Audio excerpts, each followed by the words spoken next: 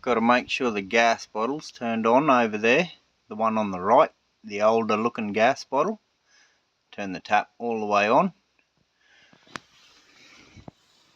Remove this little cover.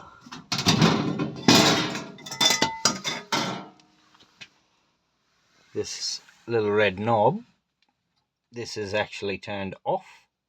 You've got to turn it to prime and press it in and hold it in for at least 10 seconds.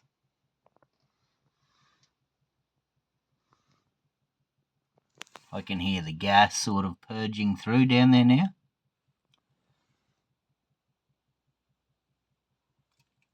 Hit the igniter button.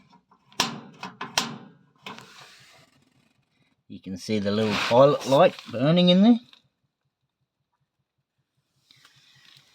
Make sure the pilot light stays going. Pull this button back up and then turn it to on. Just make sure your pilot light stays on. And then turn this thermostat around until you hear the gas ignite. Like that. And then I normally set it to about the second or third notch from hot.